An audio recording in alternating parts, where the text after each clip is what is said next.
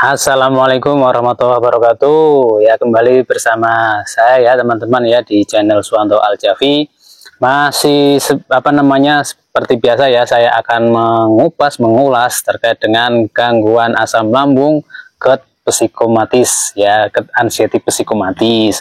Nah, teman-teman ya, sebelum saya melanjutkan pembahasan pada kesempatan kali ini, mohon bantuannya untuk di subscribe, karena subscribe itu sangat mudah, tinggal klik tulisan subscribe ya, dan tidak perlu berbayar. Kenapa perlu di subscribe? Karena dengan Anda mensubscribe channel ini, itu sama halnya dengan Anda memberikan semangat kepada saya untuk selalu men-sharing informasi-informasi, pengalaman-pengalaman saya terkait dengan gangguan asam lambung GERD anxiety psikomatis. Nah, pada kesempatan kali ini akan saya mencoba menjawab beberapa pertanyaan yang ada di kolom komentar ya teman-teman ya. Jadi sebenarnya hal ini sudah saya bahas di video-video sebelumnya, namun kemungkinan banyak yang melewatkan. Saya akan mengulas kembali pada video kali ini. Nah, pertanyaannya yang pertama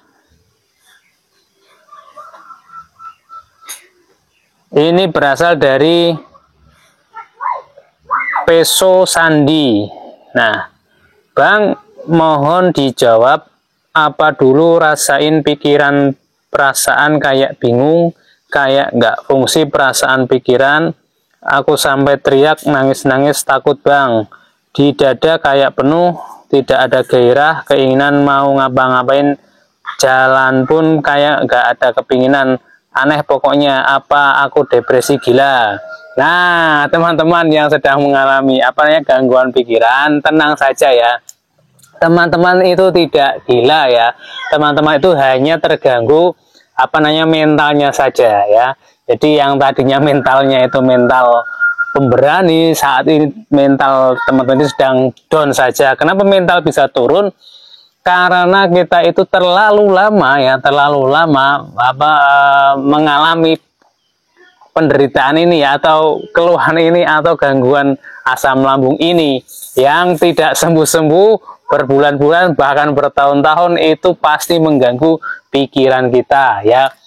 Dulu ya saya sama ya, dulu di awal-awal saya juga mengalami hal yang serupa ya, kayak dunia ini kayak tidak nyata ya, saya kayak sudah tidak mengenali diri sendiri ya, kayak orang frustasi biasanya itu sering mudah menangis ya orang yang kena ini, karena pikiran ini kayak mentok, berhenti kayak nggak bisa untuk berpikir lagi. Pikiran itu kayak mentok, kayak ya gimana ya, susah untuk berpikir lah, sehingga kita sampai di titik biasanya ini orang yang pengalaman saya dulu itu nanti jatuhnya menangis. Kalau sudah menangis biasanya agak mereda begitu ya. Nah, itu kenapa terjadi seperti itu? Itu karena pikirannya atau kecemasannya itu masih tinggi sekali ya, masih tinggi sekali. Nah, bagaimana cara mengatasinya? Nah, buat teman-teman, yang pertama, jika mengalami hal seperti itu, pertama pasrah diri. Kita tinggal pasrah aja apa yang terjadi terhadap kita, penyakit kita, keluhan kita, hal-hal yang tidak nyaman buat kita, sensasi kita, apapun bentuknya, kita terima dan kita sadar bahwa saya sedang mengalami sakit ini. Udah diterima aja. Sakit saya ini gejalanya ya 1001 macam ini, kita terima saja. Kalau sudah terima, kita pasrahkan kepada Allah Subhanahu wa Ta'ala. Selanjutnya setelah kita pasrah, baru kita menjalankan 3P ya. Kalau teman-teman konsisten menjalankan 3P ini, paling ya 2 minggu, paling lama 1 bulan, itu kecemasannya juga akan menurun atau menghilang ya. Itu teman-teman ya. Kemudian biasanya teman-teman itu juga yang sering pikirannya masih terganggu itu tidurnya masih kurang biasanya. biasanya tidurnya malam itu agak susah karena selalu pikirannya itu melayang-melayang kemana-mana ya, pikirannya traveling kemana-mana ya. Jadi kalau tidur itu biasanya tidur dari awal jam 8, mikir terus, nanti lihat jam sudah jam 9, mikir lagi, tahu-tahu jam 10, tahu-tahu jam 11, tahu-tahu jam 12, udah itu. Nanti keesokan harinya mau pas waktu bangun itu sudah tidak nyaman. Nah, itu hal yang wajar ya, karena kita kurang tidur sehingga gairah pun hilang, kemudian rasanya kayak aneh. Itu memang jangankan kita yang mengalami gangguan asam lambung anxiety psikomatis, orang normal pun jika begadang tidurnya terlalu malam, waktu bangun tidur itu pasti nggak nyaman, nggak enak, gairahnya nggak ada, semangatnya nggak ada. Jadi hal yang wajar. Nah, jadi teman-teman yang masih mengalami hal semacam ini, ya pola tidurnya itu diperhatikan lagi.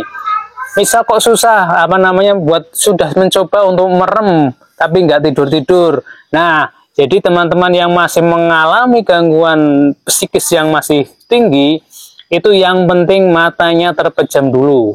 Jadi kalau sudah habis isya, sholat isya, kemudian setelah sholat isya, langsung teman-teman berbaring saja, kemudian matanya dipejamkan saja, walaupun untuk tidur agak susah. Nah, selain dipejamkan matanya, teman-teman mendengarkan musik-musik relaksasi ya. Jangan menonton.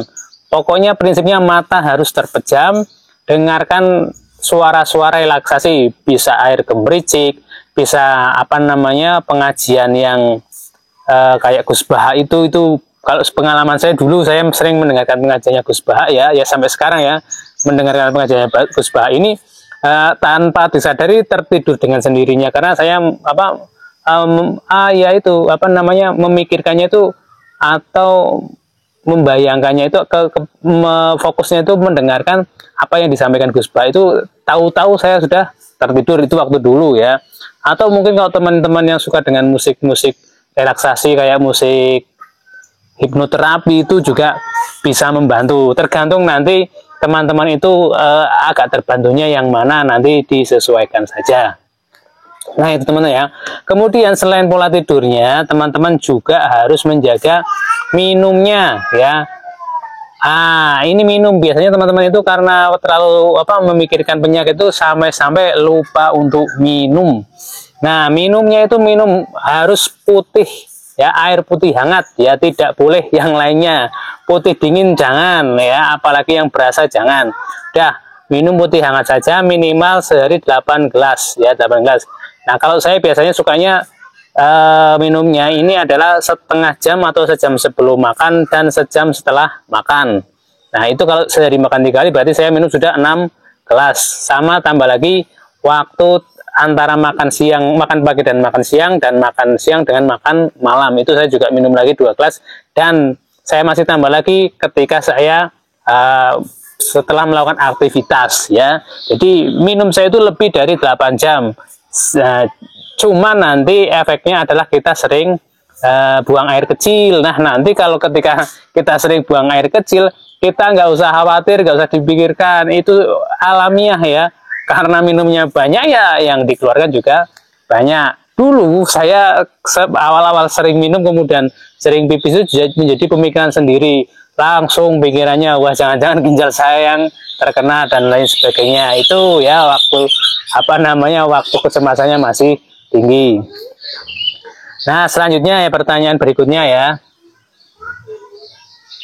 Pertanyaan berikutnya,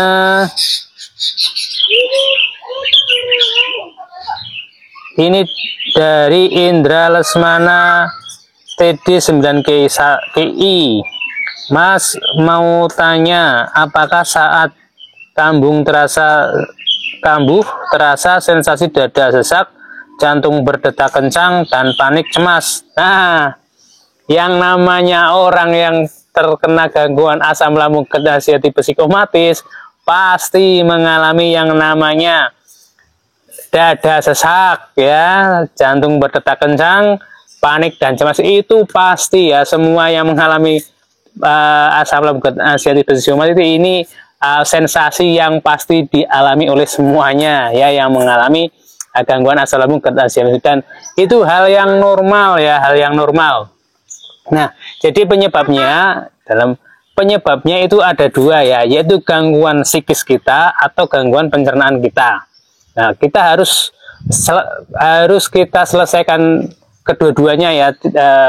Kalau misalkan kita masih ada keluhan di lambung, gasnya masih banyak, ya, asam lambungnya masih tinggi, itu bisa berpengaruh pada sesak nafas, detak jantung kencang, dan panik. Nah, begitu juga dengan gangguan pada psikis ya. Kalau psikisnya masih kecemasannya masih tinggi juga sama. Ketika cemas tinggi, itu juga bisa mengaruhi jantung berdetak kencang, sesak nafas. Nah, tinggal teman-teman itu coba pelajari atau amati diri teman-teman mana yang menyebabkan hal tersebut, begitu ya.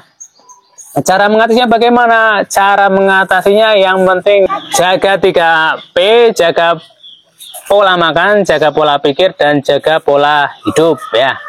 Nah, itu yang harus kita lakukan, dan ketiga-tiganya harus dilakukan secara beriringan ya. Kalau misalkan sudah jaga pola makan dan juga pola pikir tapi tidak menjaga pola hidup, itu menjadi terasa sia-sia. Atau sebaliknya, sudah jaga pola hidup, jaga pola pikir tapi tidak menjaga pola makan, itu juga menjadi sia-sia. Nah, 3 hal ini harus dilakukan bersama-sama.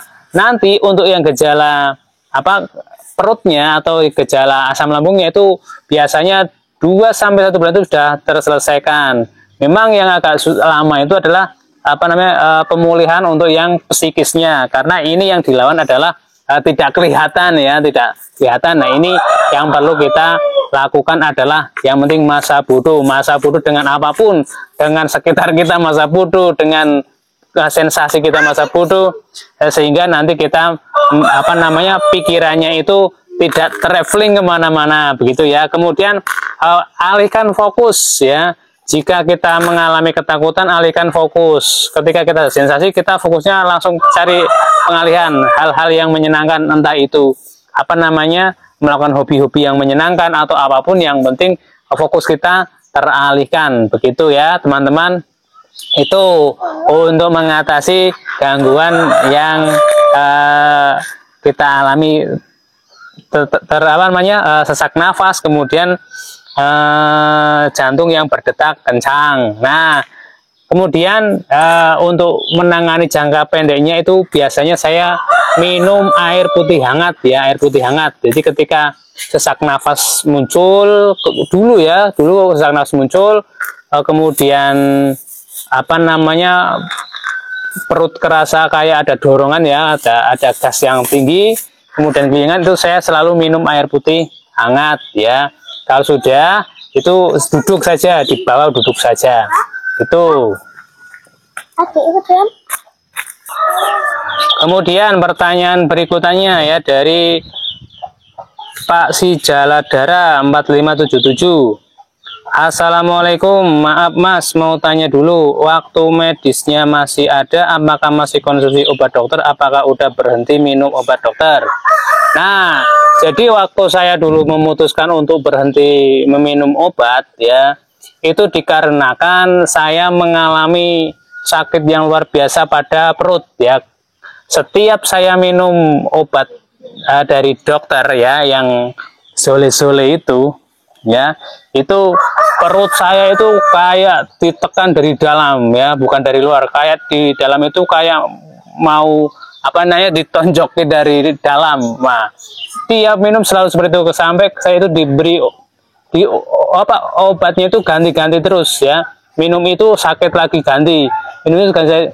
Akhirnya karena sakit terus, dan yang paling saya takutkan ya waktu itu sakit di area ini, perut bawah sama boyok pinggang ini. Nah, waktu itu saya langsung kepikiran, apakah jangan-jangan saya kena ginjal karena terlalu lama minum obat kimia, sehingga disitulah muncul stres tersendiri.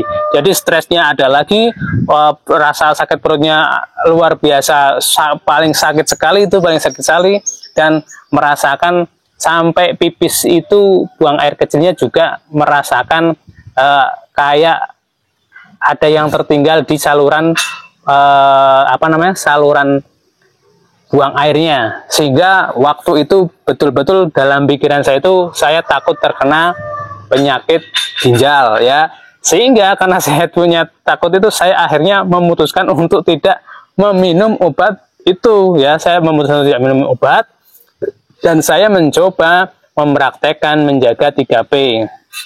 Alhamdulillah teman-teman, setelah saya konsisten menjaga 3P ini kurang lebih hampir 1 bulan ya, saya 1 bulan itu 2 minggu itu perut sudah gak kerasa sakit. 2 minggu, 1 bulan itu sudah betul-betul bisa untuk aktivitas ya, 1 bulan itu sudah bisa untuk aktivitas. Nah setelah 2 bulan itu saya sudah mulai melakukan kegiatan hampir sehari-hari ya, kegiatan aktivitas sehari itu sudah mulai saya lakukan itu ya teman-teman ya. Jadi berhentinya itu karena ketakutan saya takut, karena terlalu lama minum obat kimia itu saya sehingga takut, dan kebetulan saja waktu saya minum itu justru malah setelah minum perutnya tambah sakit, jadi kebetulan aja tidak cocok dengan obat tersebut, sehingga saya memutuskan untuk tidak minum obat herbal, termasuk vitamin juga saya tidak minum dulu ya. Saya itu waktu sakit itu luar biasa ya, saya itu vitamin banyak sekali ya, ada vitamin B kompleks, ada vitamin D2K3, ada vitamin omega 3, pokoknya semua saran-saran yang ada di media atau di YouTube, di TikTok itu saya lakukan semua, beli obat ini, beli obat itu, kemudian periksa ke dokter ini, periksa ke dokter itu, saya lakukan semua, ternyata tidak ada yang cocok dengan saya ya. Tidak ada perubahan terhadap diri saya yang signifikan, sehingga saya memutuskan untuk melepas itu semua dan mencoba meniru Pak Abdurrahman ya. Pak Abdurrahman ini adalah dia juga pernah mengalami penyakit asam lambung anxiety psikomatis dan dia sembuh tanpa obat, dan saya mencoba meniru detail ya dari yang dimakan beliau apa, kemudian pola hidupnya bagaimana, dan saya mencoba mengikutinya. Alhamdulillah cocok ya, sesuai dengan kondisi saya, dan alhamdulillah kesehatan itu tanpa disadari berangsur-angsur itu membaik ya, sehingga saya sudah tidak lagi waktu itu ya, tidak sampai sekarang itu sudah tidak mengonsumsi obat maupun herbal maupun vitamin. Nah jujur saya itu alternatif untuk mengurangi kekurangan vitaminnya itu, saya pagi hari sebelum makan itu saya minum air kelapa ya, air kelapa itu selama 1 bulan, karena waktu itu memang nutrisi dalam tubuh ini terasa kurang. Jadi waktu saya minum vitamin B kompleks ini, tubuh itu agak ada tenaganya waktu itu ya, tetapi setelah saya berhenti minum B kompleks itu lemes lagi, lesu lagi, kayak tidak bertenaga lagi. Akhirnya saya mencoba mencari alternatif untuk memperoleh vitamin B kompleks itu saya dari air kelapa muda. Nah di awal-awal saya minum air kelapa muda, 3 hari ini saya BAB-nya itu mencret ya, 3 hari BAB-nya mencret, dan rasa perutnya itu nggak nyaman ya. 3 hari pertama saya minum air kelapa itu nggak nyaman. Kemudian setelah lebih dari 3 hari ini sudah perut sudah menyesuaikan diri, sehingga sampai sekarang saya kadang-kadang kalau waktu kurang bergairah, kurang bertenaga itu saya biasanya minum air kelapa ya. Air kelapanya bukan air kelapa muda ya, tapi air kelapa tua ya. Air yang kelapanya air tua, dan tidak boleh lama-lama ya, karena air kelapa yang terlalu lama itu nanti menjadi basi ya, biasanya basi. Saya biasanya kalau belinya itu pagi hari ya, saya minum pagi hari ya. Itu kalau diminum nanti siang hari itu udah basi biasanya, seperti itu. Itu ya teman-teman, sepengalaman saya terkait dengan waktu mengalami gangguan ya asam lambung anxiety psikomatis. Nah Nah, buat teman-teman yang belum sembuh, saya doakan mudah-mudahan segera sembuh. Yang masih banyak sensasi, silahkan lakukan 3P dan mudah-mudahan sensasinya semakin berkurang, bahkan hilang dan sembuh total. Amin ya robbal alamin. Doakan saya juga teman-teman ya, supaya saya bisa selalu diberi kesehatan, kebahagiaan, supaya bisa selalu share-share informasi yang baik ini kepada teman-teman semua. Saya akhiri, assalamualaikum warahmatullahi wabarakatuh.